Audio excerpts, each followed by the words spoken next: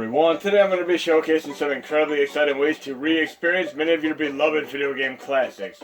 We're starting out with the invariably awesome Super Ghouls and Ghosts. Great Capcom original Super Nintendo game from many years ago. And arguably one of the most difficult and truly challenging and taxing video games that you could ever have the hopes of experiencing in your lifetime. Today we're going to check it out with a fresh coat of paint. And it's right up there with the likes of Ninja Gaiden and Battletoads.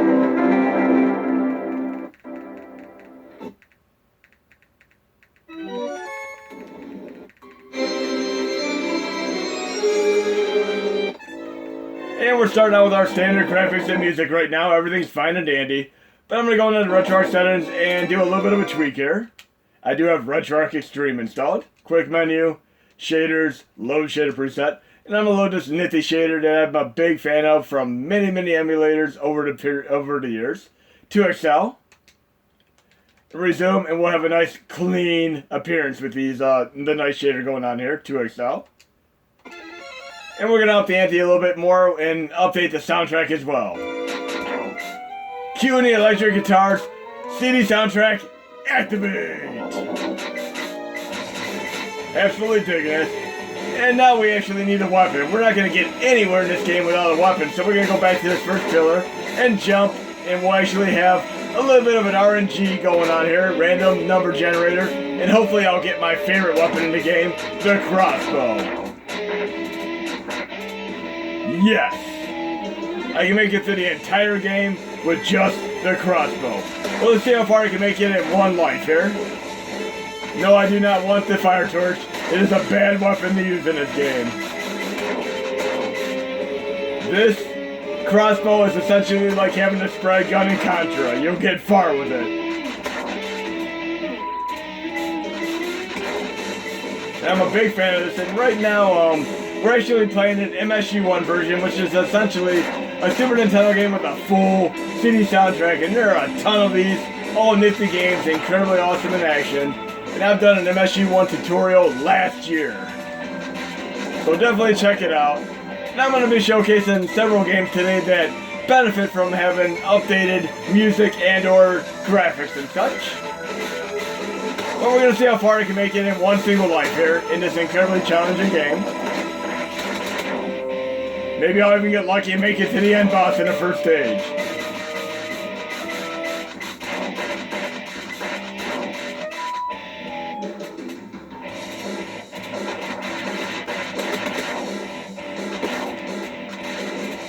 This soundtrack is amazing here.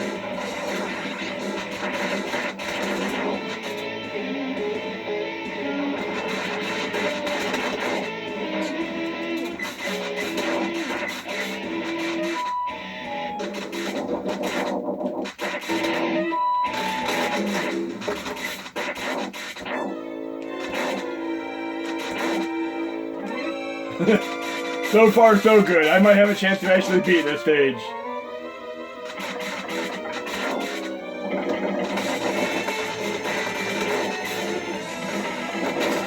Oh no, maybe not.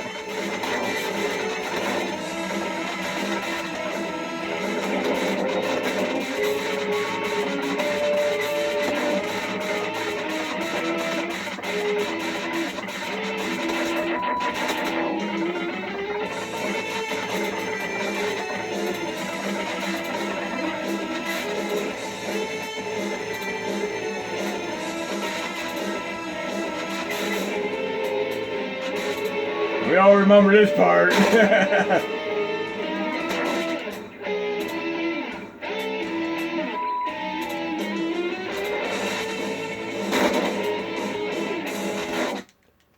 And there I go, kaput. Now we're going to move on to the next game here. And there have been many games that have HD upgrades and audio upgrades and such over the years, but we're going to move on to one that many people might not be aware of. A Mega Man update on the Mega Drive system. It was basically an updated version of Mega Man 1, 2, and 3.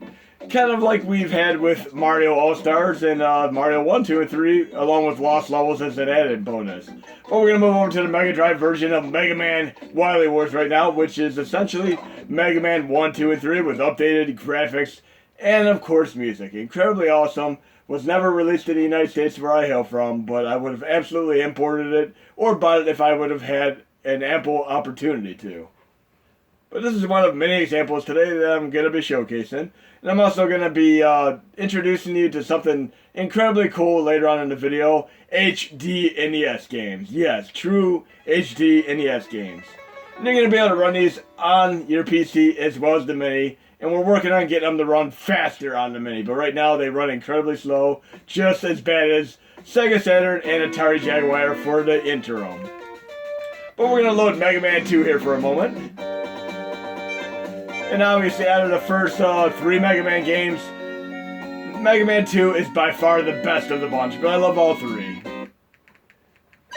And they should have really done the Mega Man collection on Super Nintendo like they did with Mega Drive. I'm truly disappointed. But typically, I would do Airman, Crash Man, and then of course Metal Man and Bubble Man. You know the whole list. So we're gonna start out with we'll do Quickman. We all know how hard Quickman is. Let's see if I have what it takes.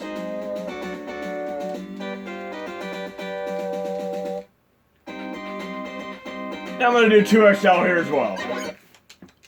Shaders, load shader preset. And we're going to load 2XL here as well.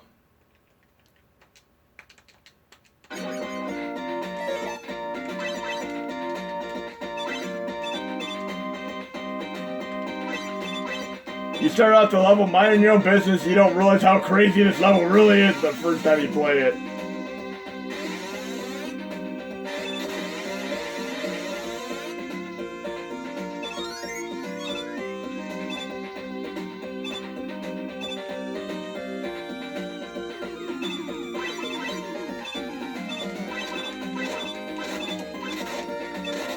Definitely awesome with the HD upgrade here.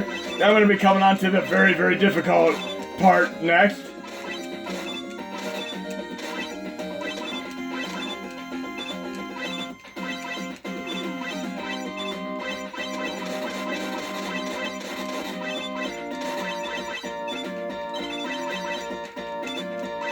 Now I'm a big fan of all the Mega Man Legacy Collection games as well. And there we go, I feel it already. We'll try it one more time, why not? I can do this.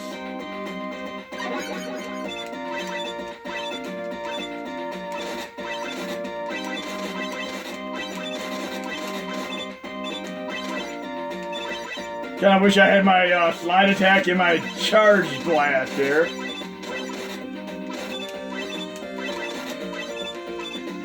I got this.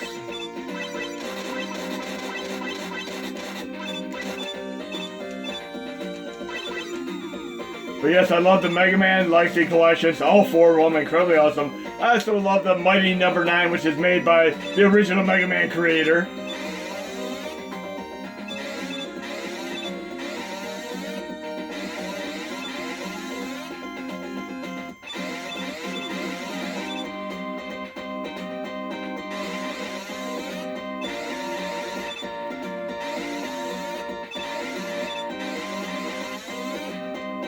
And I still have it. We're going to move on to another game here. And speaking of Mega Man, and even the original Mega Man 1 with them masochistic moving platforms, you know, a game really prepared me for that truly taxing challenge of the insurmountable masochistic moving platforms. It was none other than 2 original arcade classic games, one made by Taito and one made by Irem. And way back in 1983, for my birthday, I was able to get 2 of these games home ported from the arcade versions, and I'm going to show you both of these real quick. One is Jungle King, also known as Jungle Hunt, and the other is Moon Patrol. We're going to start out with Jungle King first. Great, great game. Great early Taito game. I love Taito just as much as I love Irem. But yes, the timing that you would typically use in a game such as Mega Man with the masochistic moving platforms in the Gutsman stage, and of course the crazy laser blast in the Quickman stage, you learn from playing earlier arcade games such as Moon Patrol and Jungle King. And you'll see what I mean in a moment here. If you want to play a oldie but goodie classic arcade game that is incredibly fun, check out Jungle King. But we're going to move on to the HD NES games in the next couple minutes here. And Jungle King is also kind of a moniker and nickname for Tarzan, go figure. But yes, look at these ropes here. You have to have impeccable timing. And this type of timing, way back then, actually prepared me for the later games, such as the moving platforms and, you know, the disappearing platforms and such, and the moving masochistic platforms in Mega Man games. Yes, incredibly awesome game and truly challenging. And I failed already, but absolutely check this game out. Let me try it one more time, see if I can get this. And this actually has a great representation on the Atari 2600, well worth your time. There we go, we got the second stage here. Yes, there's actually a lot of variety to this game. Here we have the timing of actually taking out alligators with precise timing so you don't die in the process here. You just have to be, or you can just avoid them altogether if you'd like to. So dodge them or take them on. Whatever floats your boat. But yes, many other games throughout history of the video games have pretty much prepared you for games from playing this. Now we're gonna move on to Moon Patrol here. And again, both the arcade versions of Moon Patrol and Jungle King are amazing, as are the Atari 2600 versions. Now we're gonna load Moon Patrol for a quick second.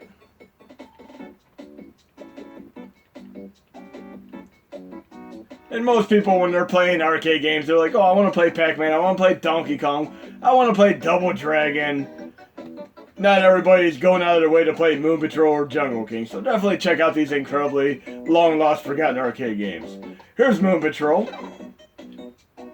And this is actually an early Irem game. Yes, Irem, who went on to make games such as In the Hunt, and some of the key development team members went on to make Metal Slug, and of course we have R-Type and Ninja Spirit and countless other games. I mean, they made several dozen impeccable productions for games. I absolutely love anything and everything they've ever done.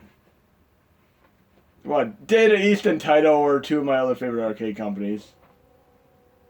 But here we go with Moon Patrol, another game that I had, and I got these on my birthday in 1983, and they were actually $50 US each at the time.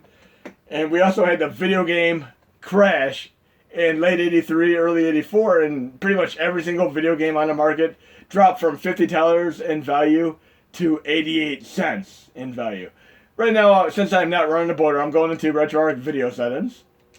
And I'm going to turn off video integer, because when I do not run borders, I leave it off, so I have a full screen. But if I have the canoe borders and such, I leave it on so it actually better fits them. The Bezo mode, so to speak. So I'm turning it off right now. But incredible game here. Early Irem, fantastic game here. Looks amazing even this many years later. And there you go. I have to learn how to jump. It helps if I actually push the right button on my controller. And ironically, many years later, one of my very first Nintendo games is actually very reminiscent of this incredible game. It's also a game made by Data East, and I'm going to load that for a quick second while we're here. I'm off on a little bit of a tangent here. Yes, Moon Patrol is incredibly difficult too. But yes, this game is a lot like a great arcade game, and I'm going to do it through the dummy folder method right now. Because this is actually one of my early favorite NES games that I picked up along with Contra and Mega Man. It's called Breakthrough. If you ever want to play a game that is truly masochistic, here you go. You'll never get through this game at one life. It is that difficult of a game. But it reminds me of kind of an overhead pseudo 3D version of Moon Patrol in nature. And this is going to be the final one that I tested. Then we're going to move over to the PC for the HD remix portion. Sorry, I passed right by there.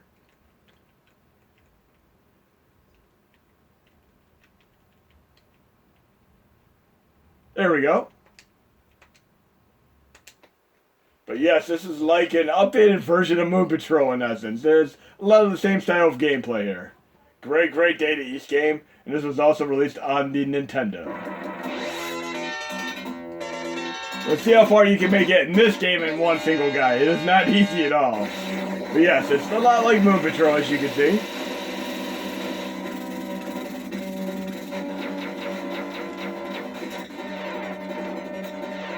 Let's see how far I can make it in one life here. That's how far I made it. But now we're going to move over to the PC and do the HD NES portion.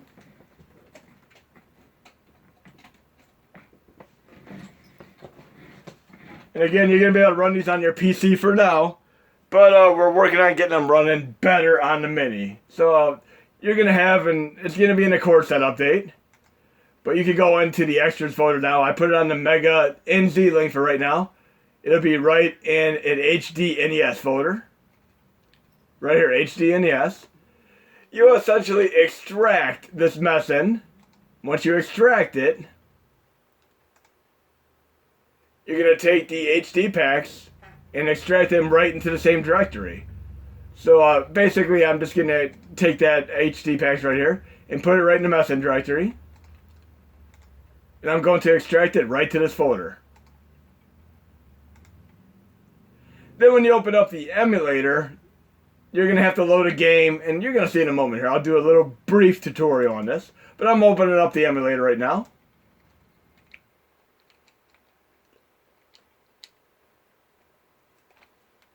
And we're going to load one of my favorite original NES games, the first horror-themed game that I played on the original Nintendo. Well, we're going to open this up right now.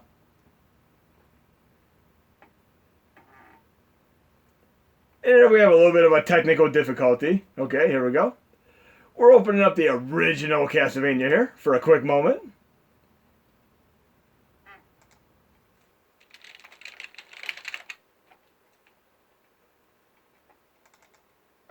Yes, actually, when I first got my Nintendo, I rented Castlevania 1, Mike Tyson's Punch-Out!, and Double Dragon, and I had a non-stop weekend of incredibly fun. I mean, it was truly awesome. When I got to one insurmountable odd in one game, I'd move on to the next. So I would get to Frankenstein and Igor in Castlevania, then Don Flamenco and Punch-Out!, and of course, a Bobble in the Fallen Rocks and Double Dragon. And I had a tremendously fun weekend playing all of them. But yes, this game holds up quite well, and there have been so many countless Castlevania games over the years. And I love each and every one of them, from the Tiger handheld electronic ones to even the less stellar Nintendo 64 ones. And I would have absolutely loved to have seen the Dreamcast one get released, but it never did, suffice to say. But right now, we're loading with the original Castlevania. We're going to do an HD update to this game right now. And I'm going to crank up the volume just a little bit here, because you're going to want to hear the full CD soundtrack that you're going to have with this update. And yes, we're going to work on getting this on the Mini. Right now, you can run it on your PC. Even if you've done Hackshi, you could use your virtual Windows and still install this emulator. But here I have a recent file list, and I'm going to load Castlevania, and you're going to have a full CD soundtrack and an HD upgrade. Here we go. Enjoy.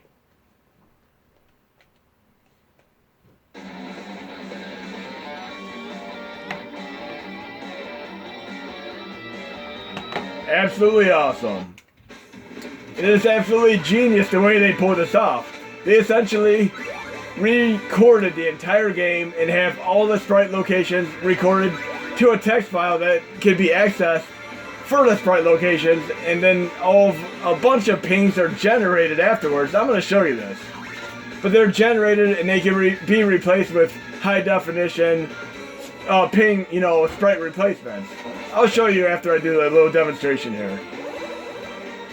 But you can technically take any Nintendo game, and if you have the patience and perseverance, you can actually do your own HD upgrade to the games. And this not only has the HD upgrade with the sprites and such, but it has a full CD soundtrack to boot. It is one of the most incredibly awesome experiences in my many years of emulation. And one of the last great times I've had is playing Shovel Knight. I mean, from the time I got Shovel Knight, I played it too, I beat it. Great, great game. Tremendous, awesome DLC for it as well. And obviously Mighty Number 9 compared to Shovel Knight didn't do as well, but I love both of them equally, in my own honest opinion. I had tremendous fun with both of them. But this HD upgrade is incredible. And one of the first things you need to learn, like I showed in Super Ghouls and Ghosts, you need to know what the best weapon is. In Super Ghouls and Ghosts, you want to have the crossbow. In this game, you want to have the holy water. Once you get a hold of the holy water, particularly in stage 2 and on, don't lose it. You're going to want to keep it as much as you can, because when you get to Igor and Frankenstein, it can incinerate them in mere seconds. But we're going to get to the first stage here, because this is just so awesome with this incredibly cool soundtrack going on here. And guess what? There are actually 7 more games that have HD upgrades to them, and I'm going to show you each and every one of them.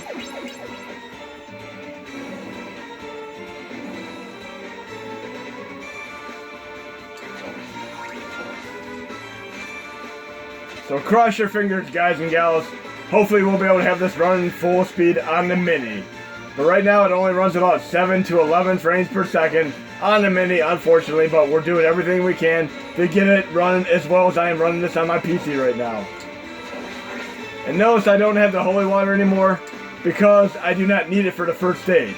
And look, we have the Shape of Water, Guillermo del Toro's Beast right now. Great movie, best picture of the year.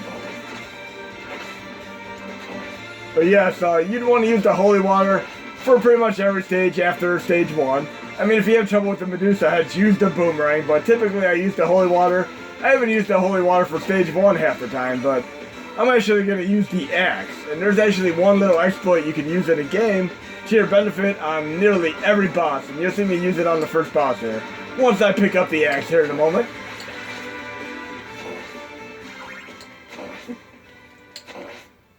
Let me pick up my axe. There we go. Now I just need one more thing to add and up the ante here, and I'll have my nice exploit for the boss. Once you have a weapon such as the holy water or the axe, get the multiplier. That makes every boss much easier. Check this out.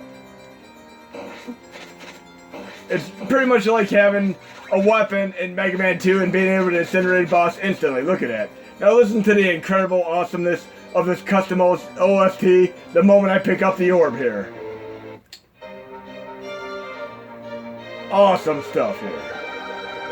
Now we'll do just a little bit of stage 2, and then we're going to do a little bit of a showcase of the other 7 HD games that you can play. And these are all running with the Mesen emulator right now. And this does currently run on the Mini. I'm going to post it to my core set update. But as of right now, I wouldn't recommend running it all until it's full speed, which we're working on. But yes, I have the axe. I can use the boomerang for the Medusa heads here. I'm absolutely digging this soundtrack here. I love every bit of it here. Makes me almost want to get on the drum set, but I'm not going to do that this time. Maybe I'll do a separate video and throw some drums into the mix here.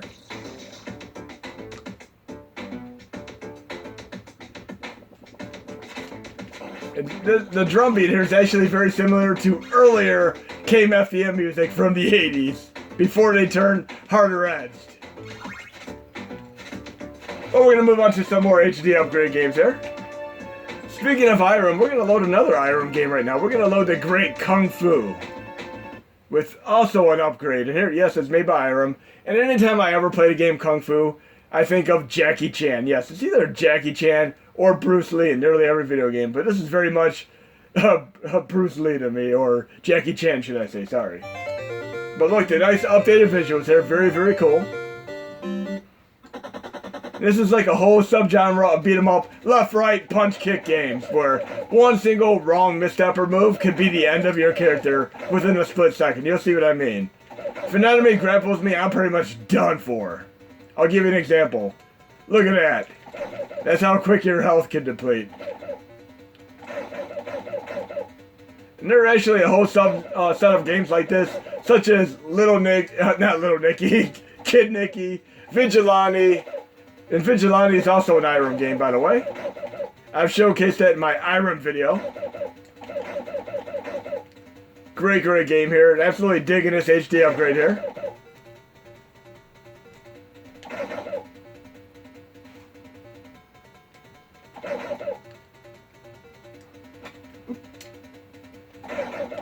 Let's see if I can even make it past the first stage here. Nope! Next updated game here. Let's see what else we have here. We were playing Mega Man. We're going to try out the Mega Man updated visuals here. And we'll do the Guts Man stage while we're here.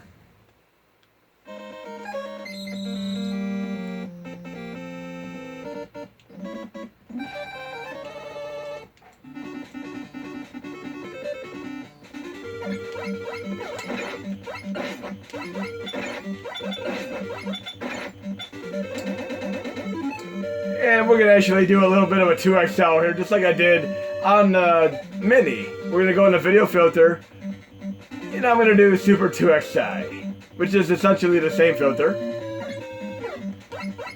And I failed. Let's try this one more time here. Yes, you have to have impeccable timing to get past this masochistic part.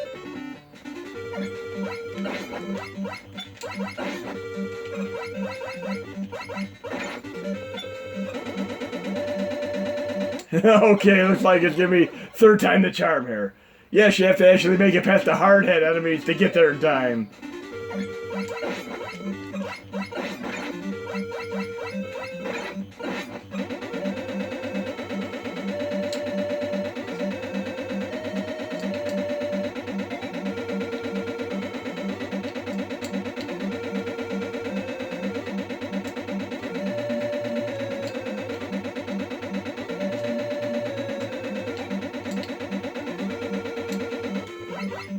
And the miracle about this is I am actually playing the core game as I am with all these games. These are actually the original coded games, but what they essentially do, if you go to the tools here, there's a thing called HD Pack Builder.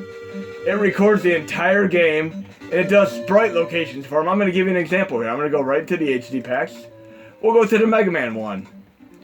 We have a nifty little file here. Let me show you. High res.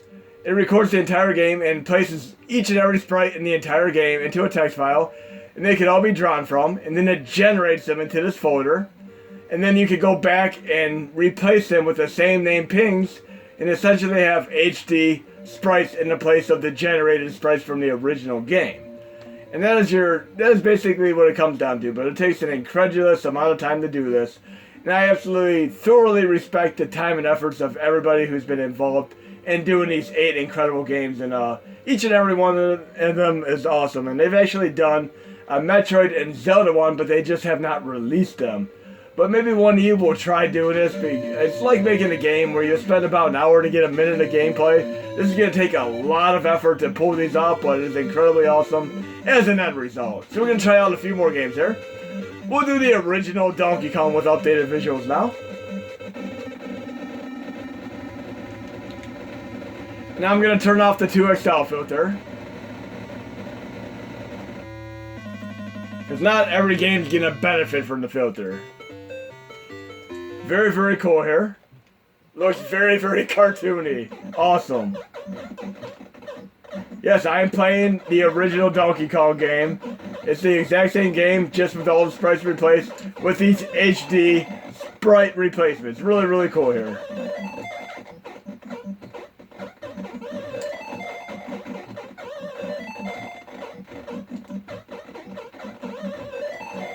Very, very awesome stuff here.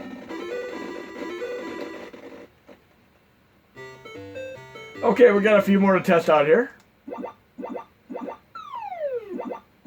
Here's one called Nuts and Milk, which was released in Japan.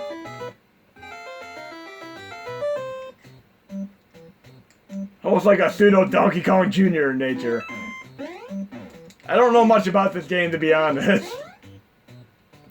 But yes, it has the HD upgrade as well.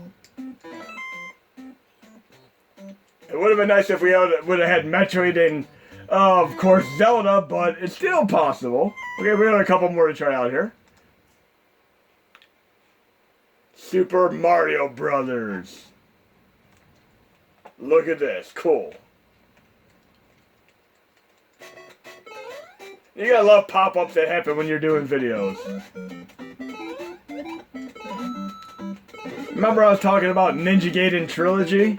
I'm going to show you something incredibly interesting with that as well in a moment. But yes, hopefully one of you guys and gals are going to be interested enough to try to do a Metroid or Zelda HD update with the tools provided. And again, they'll be in a Mega and Z link for right now. But definitely enjoying this new way to re-experience many of these classic games. Now we're going to do a little bit of a Ninja Gaiden example. We're going to load the original Ninja Gaiden first. Because when you go from Mario 1, Mario 2, and 3 to Super Mario All-Stars, there's a discernible difference from the get-go. But when you load Ninja Gaiden, for instance, the original Nintendo version, we'll do that one first.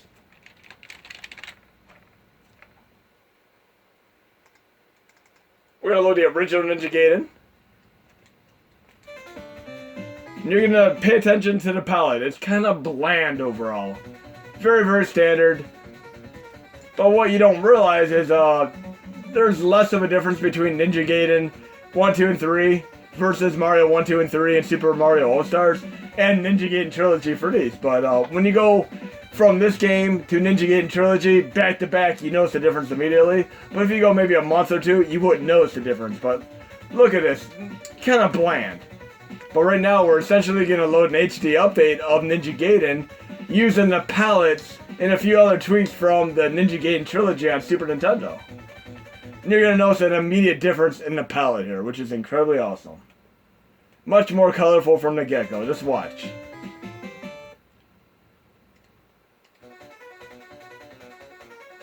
Looks way better from the get-go here. Not only that, we're going to add the 2XL filter here and make the game look even better.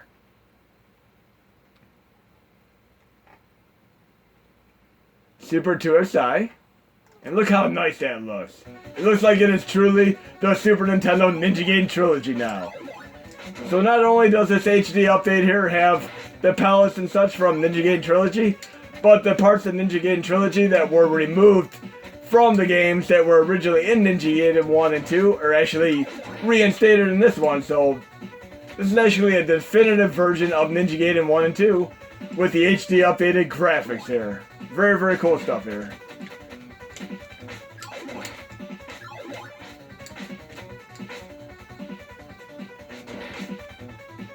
So I hope you enjoyed the video, and this will be posted in the core set. And I'm also going to be doing an HMOD so that you can run these on your Mini. But for right now, these games are going to run at about 7 to 11 frames per second on your Mini. So I would suggest just running them on your PC until I tell you otherwise. Otherwise you're going to be taking 10 minutes to get through the first stage of Mario. It is ridiculously absurd. But hope you enjoyed the video.